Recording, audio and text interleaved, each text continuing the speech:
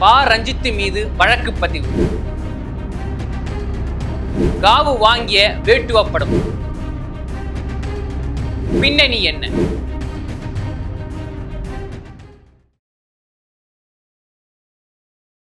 சென்னை சில்க்ஸின் ஆஹா ஓஹோ ஆடி சேல் 50% வரை தள்ளுபடி.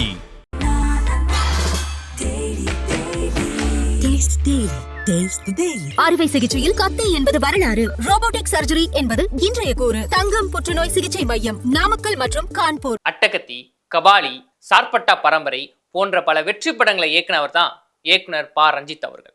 ஆனா இன்னைக்கு அவர் மேல போலீசார் வழக்கு பதிவு செஞ்சிருக்காங்க. இவரோட அடுத்த படமான வேட்டுவம் படத்துல ஒரு உயிரிழப்பு நடந்திருக்கு. ஏன் விரிவாக பார்ப்போம். இது கிங் டிவி. நான் உங்கள் டேவிட் சுரேஷ். பா ரஞ்சித் இவர் தமிழ் சினிமா துறையில வந்து அசைக்க முடியாத ஒரு இயக்குனர் அப்படின்னு சொல்லி ஆகலாம். இவர் இயக்கிய நிறைய படங்கள் செம சூப்பர் டூப்பர் ஹிட் அடிச்சிருக்கு. அதுல முக்கியமா சொல்ல போனா அட்டகத்தி, கபாலி, சார்பட்டா பரம்பரை, மெட்ராஸ் அப்படின்னு ரசிகர்களால மறக்க முடியாத எத்தனையோ படங்கள் இவர் இயக்குன படம் அப்படிதான் சொல்லி ஆகணுமே. இதுக்கிடையில இவர் அடுத்த படமாகிய வேட்டுவம் படத்தை இயக்க போற அப்படின்னு அறிவிப்பு வந்த பிறகு ஃபேன்ஸ் மத்தியில வந்து ஒரு உற்சாகத்தை வந்து ஏற்படுத்திச்சு. ஏன்னா பா ரஞ்சித் படம்னாலே வந்து ஒரு கிளாசிக்கான மூவியா இருக்கும். அதுவும் எல்லாருக்கும் வந்து கனெக்ட் ஆகிற மாதிரி தான் ஒரு படமே இருக்கும் அப்படின்னு சொல்லுவாங்க.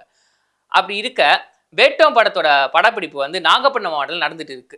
இந்த படத்தோட ஹீரோவாக அட்டகத்தி தினேஷும், வில்லனாக ஆர்யாவும், ஹீரோனியாக ஆந்திராவை பூர்வமாக கொண்ட ஹீரோனியும் வந்து இதில் நடிச்சிட்டு இருக்காங்க. இந்த படத்தோட சண்டை காட்சியை நாகப்பட்டினம் மாவட்டத்தில் எடுத்துட்டு இருந்தாங்க. அப்படி இருக்க கடந்த ஞாயிற்றுக்கிழமை அன்னைக்கு ஒரு சண்டை காட்சியை வந்து படப்பிடிப்பு செஞ்சிருக்காங்க. இந்த படத்தோட ஸ்டண்ட் மாஸ்டரா திலீப் சுப்ராயன் அவர்கள் வந்து இருக்காரு. அவரோட தலைமையில தான் இந்த ஸ்டண்டே வந்து நடந்திருக்கு. இதுல என்ன ஸ்டண்ட்னு பார்த்தீங்கன்னா, அதாவது ஒரு கார் வந்து செம்ம ஃபோர்ஸா வந்து அப்படியே ஜம்ப் ஆகி கீழே குதிக்கும். இதுதான் அந்த ஸ்டண்ட் காட்சியிலே. இதுக்கு என்னென்ன பண்ணணுமோ, என்னென்ன பாதுகாப்பு முறை பண்ணணும் அப்படின்னு சொல்லி எல்லாம் பக்காவா பண்ணிட்டு அந்த ஸ்டண்ட்டை வந்து எடுக்க ஆரம்பிக்கிறாங்க இயக்குனரும் ஸ்டண்ட் மாஸ்டரும். இந்த ஸ்டண்ட்டை காருக்குள்ள உட்காந்துக்கிட்டு யார் செய்யறான்னு பார்த்தீங்கன்னா, மோகன்ராஜ்ன்ற ஒரு ஸ்டண்ட் மாஸ்டர் தான். அவர் பக்காவா வந்து எல்லா ஒரு பாதுகாப்போட அந்த காரை வந்து அமர்ந்துக்கிட்டு அந்த ஸ்டண்ட் செய்ய ஆரம்பிக்கிறாரு. திட்டமிட்டபடியே அந்த ஸ்டண்ட் நல்லபடியாக முடியுது. அதாவது கார் ஃபோர்ஸா வந்து பல அடி மேலே போய் கரெக்டாக கீழே வந்து லேண்ட் ஆகுது. ஓகே, இந்த ஸ்டண்ட் நல்லபடியாக முடிஞ்சிச்சு அப்படின்னு சொல்லி சுற்றி இருக்க அந்த டைரக்ஷன் டீம், ஸ்டண்ட் யூனியன் டீம்லாம் வந்து சந்தோஷப்பட்டு கைக்கெல்லாம் தட்டுறாங்க. ஓகே, இந்த ஸ்டண்ட் நல்லபடியாக முடிஞ்சிச்சுப்பா அப்படின்னு நினைக்கும் போது தான் அதிர்ச்சியான விஷயம் நடந்திருக்கு. என்னன்னு பார்த்தீங்கன்னா, எப்பவுமே ஒரு ஸ்டண்ட் முடிஞ்சா வந்து அந்த காருக்குள்ளே இருக்கவங்க வந்து வெளியே வருவாங்க, அந்த ஸ்டண்ட் மாஸ்டர். ஆனால் ரொம்ப நேரமாக ஆகியும் அந்த ஸ்டண்ட் மாஸ்டர் வெளியே வரவே இல்லை. யாருன்னா மோகன்ராஜ். சரி என்னப்பா ஆச்சுன்னு சொல்லி சுற்றி இருக்கவங்க கிட்ட போய் பார்த்தப்ப தான் தெரியுது அவர் மயக்க நிலையில இருக்கிறாரு. உடனே சுற்றி இருக்கவங்கலாம் வந்து பக்கத்தில் ஒரு அரசு மருத்துவமனையில் சேர்க்குறாங்க. ஆனால் அங்கே வந்து ரொம்ப ஒரு அதிர்ச்சியான தகவலை வந்து டாக்டர்ஸுக்கு சொல்கிறாங்க. என்னன்னு பார்த்தா இவர் ஸ்பாட் அவுட், அதாவது சம்பவ இடத்துலேயே இவர் இறந்து விட்டாரு அப்படின்னு. ஏன்னு பார்த்தா அந்த ஸ்டண்ட் சீன் செய்யும் போது கார் வந்து பல அடிகள் மேலே போச்சு பார்த்தீங்களா, அப்போ இவருக்கு வந்து ஹார்ட் அட்டாக் வந்திருக்கு. அது மட்டும் இல்லாமல் கார் வந்து சீட் பெல்ட் வந்து சரியாக போடலை. அந்த சீட் பெல்ட் வந்து அறந்து போனதுனால தன்னோட நெஞ்சு பகுதி வந்து அந்த ஸ்டேரிங் இடிச்சதுனாலையும் அவருக்கு ஹார்ட் அட்டாக் வந்திருக்கலாம் அப்படின்னு சொல்கிறாங்க. இப்போ இந்த விஷயம் நடந்ததுனால கோலிவுட் சினிமாவை வந்து ஒரு சோகத்துல தான் ஆழ்ந்திருக்கு அப்படிதான் சொல்லி ஆகணும். ஏன்னா இவர் வந்து பல படங்களை, யார் அந்த மோகன்ராஜ் என்றவர் பல படங்களை வந்து வெற்றிகரமான ஸ்டண்ட்களை வந்து செஞ்சிருக்காரு. இப்போ வந்து நம்ம ஒரு படத்துல பார்க்குறோம், நம்ம ஹீரோ, நம்மளுக்கு பிடிச்ச ஹீரோ வந்து அப்படி ஒரு ஆக்ஷன் சீன் செய்யும் போது, அப்படியே கார்லேருந்து காரோட பறக்கும் போது, ஹெலிகாப்டர் குதிக்கும் போதெல்லாம் வந்து செம்ம சூப்பராக இருக்கும். ஆஹா பாரு, எல்லாம் என்னோட ஹீரோடா பாரு எப்படி பண்றாரு அப்படின்னு. இது மாதிரி எல்லா ஒரு காட்சிகளுமே வந்து ஒரு ஸ்டண்ட் மாஸ்டர் தான் பண்றாங்களே. ஆனா அவங்களோட பேர் வந்து வெளியே அவ்வளோ தெரியதும் இல்லை, அவங்க முகமும் வெளியே காமிச்சிக்கிறதும் இல்லை. இப்படி இருக்க இவர் இறந்ததுனால தென்னிந்திய ஸ்டண்ட் யூனியன் சங்கமே வந்து ஒரு வருத்தத்தில் இருக்கு அப்படின்னு சொல்லி ஆகணுமே. இதுக்கிடையில பெப்சி விஜயன் அவர்களை வந்து நெறியாளர்கள் வந்து பேட்டி எடுத்திருக்காங்க. அதுல அவர் பேசின உருக்கமான நேர்காணல் வந்து எல்லா ஒரு மனசையும் வந்து ஒரு ஒரு ஆட்டிச்சு அப்படின்னு சொல்லி ஆகணும். ஏன்னா அவர் என்ன சொல்லியிருக்காருன்னு பார்த்தீங்கன்னா, மலை துளியும் ஸ்டண்ட் மாஸ்டர்ஸும், அதாவது ஸ்டண்ட் கலைஞர்களும் வந்து ஒன்று தான். ஏன்னா மேலேருந்து கீழே குதிக்க அவங்க பயப்பட மாட்டாங்க. கரெக்டு தான். மற்றவங்களாம் வந்து இப்போ எதனா ஒரு சின்ன காயம் ஏற்பட்டால வந்து பயப்படும். ஆனால் ஸ்டண்ட் மாஸ்டர்ஸ் கலைஞர்கள் எல்லாருமே வந்து கீழே விழுந்தா அடிப்படும், நம்ம மேலேருந்து குதிக்க போகிறோம், நமக்கு எதனா ஆகும் அப்படின்னு தெரிஞ்சே தான் பண்ணுறாங்க. ஏன்னா அந்த கலைத்துறைக்காக. இப்போ ஸ்டண்ட் யூனியனில் வந்து எல்லாமே வந்து பாதுகாப்பாக இருந்தாலும் ஏதோ ஒரு விஷயம் தவறுதுனால இதுமாதிரி அடிப்படுறது வந்து இயல்பாக மாறி இருக்கு. இப்போ நாங்கள் என்ன தான் வந்து இந்த ஒரு பட காட்சியிலேருந்து எல்லாமே வந்து பாதுகாப்பாக தான் வச்சுருக்கோம். ஆனால் வச்சிருந்தும் இப்படி ஒரு சம்பவம் நடந்திருக்கு. அப்போ இது வந்து எங்களுக்கு ஒரு பாடம்.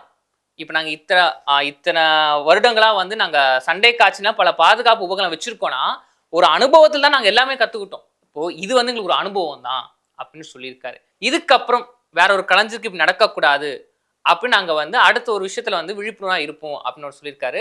ஒரு நிறைய கேள்வி கேட்டிருக்காரு. என்னங்க இப்போ டெக்னாலஜியா வளர்ந்து போச்சு, ஏஐஇ, சிஜிஐ அப்படி வச்சு நீங்க ஸ்டண்ட் எடுக்க வந்தானே, அதை விட்டு ஏங்க வந்து இப்போ வந்து ஸ்டண்ட் மாஸ்டர்ஸை வச்சே வந்து இந்த மாதிரி ஒரு பயங்கரமான ஸ்டண்ட் சீன்லாம் எடுக்கிறீங்க அப்படின்னு கேட்டதுக்கு அவர் என்ன சொல்லியிருக்காங்கன்னா, அங்க பாருங்க எங்களுக்கும் வயிறு இருக்கு, எங்களுக்கும் பசி எடுக்கும்ல.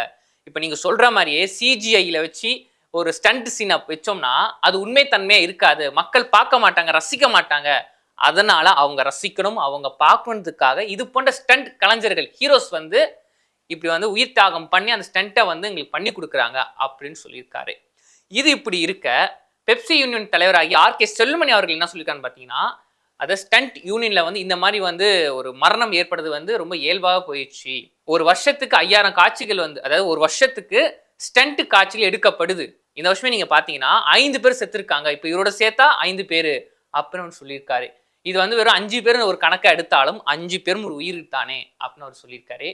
உண்மையை வந்து நம்ம சிந்திச்சு பார்க்கணும். இல்லைங்க, எத்தனை ஹீரோஸ் வந்து ஒரு மாஸ் ஹீரோ அப்படின்ட்டு வந்து ஒரு ஃப்ரேம்ல வந்தாலும் அதுக்கு பின்னாடி இருக்கிறதே இது போன்ற வந்து ஸ்டண்ட் கலைஞர்கள் தான். இப்போ மக்கள் கேட்குறாங்க, என்னங்க இதெல்லாம் ஒரு வேலையா, இதெல்லாம் விட்டுட்டு வந்து வேற வேலை போகலாம்ல, உயிரை பணைய வச்சுலாம் வேலை செய்யணுமா?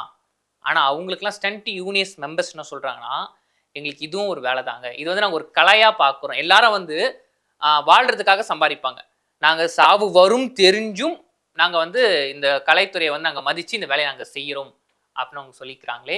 இதனால போலீஸார் என்ன பண்ணியிருக்காங்கன்னா, மோகன்ராஜ் அவர் இறந்ததுனால ரஞ்சித் மீதும் அந்த படத்தின் ஸ்டண்ட் மாஸ்டர் திலீப் சுப்ராயன் மீதும் வழக்கு பதிவு செஞ்சுருக்காங்க. எதுக்காக பார்த்தீங்கன்னா, இப்போ ஒரு படம் வெற்றி அடைஞ்சிருக்கு அப்படின்னா அதோட புகழ் யாருக்கு போய் சேரும்? இயக்குனருக்கு.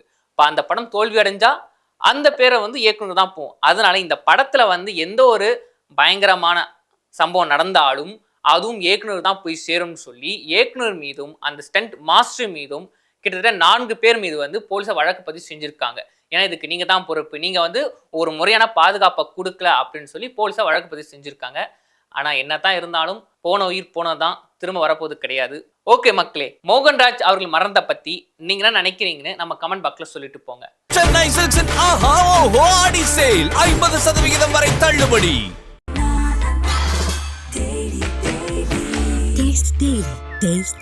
அறுவை சிகிச்சையில் கத்தை என்பது வரலாறு, ரோபோட்டிக் சர்ஜரி என்பது இன்றைய கூறு. தங்கம் புற்றுநோய் சிகிச்சை மையம், நாமக்கல் மற்றும் கான்பூர்.